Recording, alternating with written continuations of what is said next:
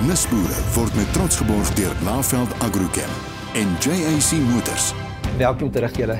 Ek dink almal ken jou daarom as die weerdame en ek het jou nog nooit in my lewe nie sien glimlag, net so te loop. Jy kan my elke dag vertel.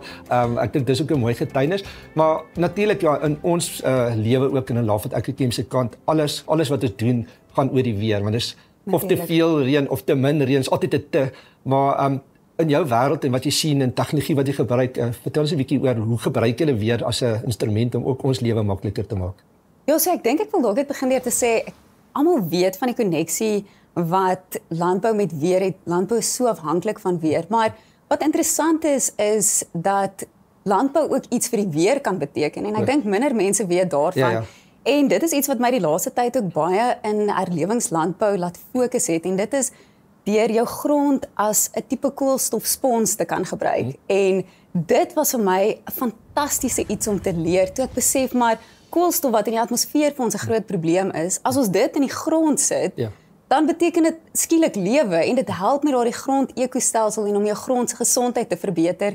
En daardie gedagte het regtig by my pos gevat en ek het gedink wel ek wil asseblief betrokke raak ook by iets wat help met hierdie koolstofsekwestrasie en dit is hoekom ek nou ook fokus op herlewingslandbou. So definitief, daar is baie tegnologie in die weer wat ons gebruik om te help met weervoorspelling, maar ek dink daar's ook eenvoudige tegnologie wat ons in landbou kan toepas wat ook kan help aan die weerkant weer met klimaatsverandering. Ja, dis 'n mondvol. Ja, jy het gewaas met maar mooi net kyk anders gesien afrokke wat ons het geweldig baie werk in apart van Laveld in bosindringingsbeheer en ons het die groot drome en planne om die koste te regverdig waar ons wil gaan van hout wat ons wil afkap na charcoal na baie chart tot by die carbon credits wat ons eintlik wil terugeis om deur juist dit terug te sit in die grond. Maar ja, weer daar's soveel grappies met die buurman wat hier kan vir die draad staan en by hom reën en nie reën nie, maar ek dink aan wat jy nou gesien het en ek weet julle gebruik vreeslik goeie tegnologie. Is dit iets wat jy dink AI en toerusting vir julle kan help om julle voorspellings meer akkuraat te maak of hoe sien jy die volgende paar jaar uitspeel? Baie beslis. So ek dink daar is 'n baie groot rol nog altyd vir tegnologie in weervoorspelling. Ons gebruik van die kragtigste rekenaars op aarde word gebruik vir weervoorspelling. Dit is nog altyd die geval en dit sal ook so bly en wat ons sien is dat ons amper elke dekade soveel beter word met die weervoorspellings. Maar natuurlik wat mense ook in gedagte moet hou is die weer is regtig kompleks en dis een van die goed wat my so opgewonde en lief maak vir die weer is die feit dat jy kan regtig 'n hoër hand sien in weervoorspelling of in weer net met hoe intrikaat die atmosfeer is en hoeveel goed reg moet loop byvoorbeeld net vir 'n donderstorm om te ontwikkel. So mense kan nou dink die tegnologie wat 'n hele atmosfeer moet vasvang en dit moet kan beskryf en ons doen dit met numeriese weervoorspelling. So dit is eintlik maar net as jy regtig daaroor wil dink 'n klomp sommetjies wat ons doen.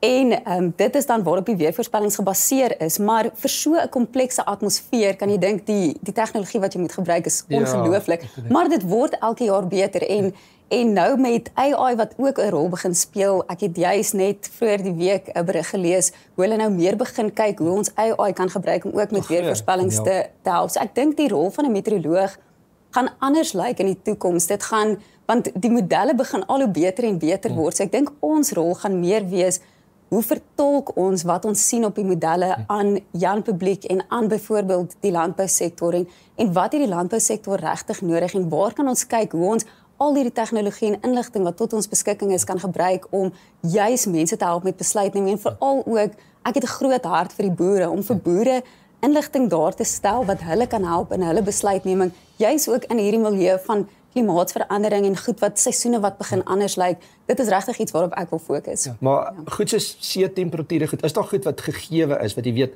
as jy sê is 'n La Nina jaar, kan 'n mens met redelike vrymoedigheid sekerheid aanvaar dit gaan so wees. Dit is van die goed wat ons baie akkuraat deesdae kan voorspel is om te sê gaan dit 'n La Nina wees of gaan dit 'n El Niño wees. Maar wat mens moet onthou wat 'n tweede stappie van dit nog af is om dan te sê tydens hierdie El Niño, wat is die reënvalvoorspelling en wat is die temperatuurvoorspelling? En alhoewel ons meeste van die tyd sien dat tydens 'n El Niño jaar is dit gewoonlik by ons droër en warmer en tydens 'n La Nina nou die teenoorgestelde, dit is koeler en gewoonlik met meer reën, is dit nie altyd die geval nie. En ek dink dit is iets wat ons in gedagte moet hou. So Byvoorbeeld die voorspellings vir seisonaal of op 'n seisonale skaal sal altyd 'n waarskynlikheidsvoorspelling wees. Wat beteken dit? Dit beteken 'n kans vir. En ons moet onthou, as daar enige tyd so 'n voorspelling is, dan beteken dit alhoewel die grootste kans is, sê nou maar vir reën tydens La Niña, sê maar 80% kans dat dit eerder nat gaan wees, is daar nog steeds 'n 20% kans dat dit nie noodwendig 'n nat jaar gaan wees nie. En ons het dit ook al in die verlede gesien dat daar soms saam met La Niñas nie sulke nat jare geassosieer is nie en ook die teenoorgestelde met die El Niños waar ons soms nie sulke droë jare het al is dit 'n El Niño nie. So wat probeer ek sê? Ons is goed met van hierdie groot klimaatdrywers voorspel soos La Niña en El Niño, maar wat presies die uitwerking daarvan op ons weer en klimaat is, bly nog steeds 'n waarskynlikheidsvoorspelling en dit kan nog steeds soms anders as die gewone patroon wees wat ons sien saam met hierdie goed. Maar definitief, so daar's goed wat makliker is om te voorspel. Makliker as ek kan sê in aanhalingstekens want dit bly kompleks. Ja, maar dan is daar goed wat nog steeds moeiliker is.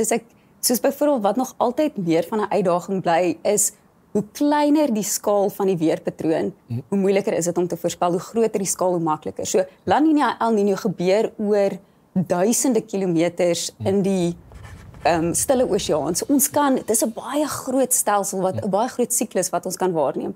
Maar 'n enkele donderstorm gebeur op 'n baie klein skaal. So dit is baie moeiliker om te voorspel waar 'n enkele donderstorm gaan ontwikkel en waar hy gaan reën. So ek sê altyd vir mense, as jy dink aan donderstormvoorspellings, moet jy dink aan 'n pot water wat kook op die stoof. Jy weet iewers te gaan hier nou borrels begin opkom, maar presies waar elke borrel gaan wees, dit is baie moeiliker om te sê. En dit is ook met donderstormvoorspellings. Ons weet waar is die area waar ons donderstorms verwag. Ons weet selfs waar is die area waar ons selfs meer donderstorms verwag, maar dan presies waar elke enkele storm opkom en uitreën, dit bly nog steeds 'n uitdaging en dit is omdat die skaal van daardie weerstelsel baie kleiner is. So die weermodelle sukkel nog 'n bietjie meer met daardie tipe weerelemente. En ek het seker geweet ag jy dit tog moet vra, is jy nou profeet of nie, maar hoe lyk die voorspellings vir die res van die jaar vir Suid-Afrika se weer? As ons eers kyk na die winterseisoen wat nou hier op ons wag, dan lyk dit ongelukkig meer na 'n droër of 'n ondernormale reënvalseisoen. Dit is wat die seisonale voorspellings wys wat ek nou laaste kon in die hande kry.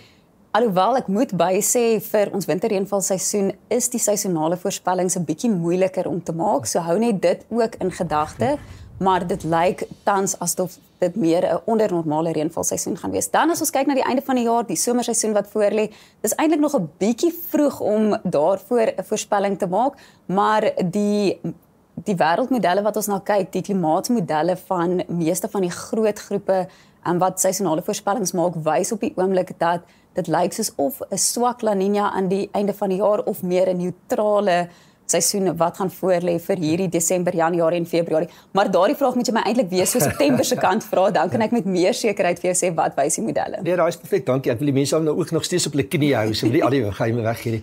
En ek gee baie dankie vir jou tyd en jou insig. Altyd lekker met jou te praat. Smiley face, jou tweede naam. Dit was regtig lekker geweest. Ag Corneil, baie dankie dat jy my genooi het. Dit was 'n groot vreugde om vandag hier saam met julle te kuier.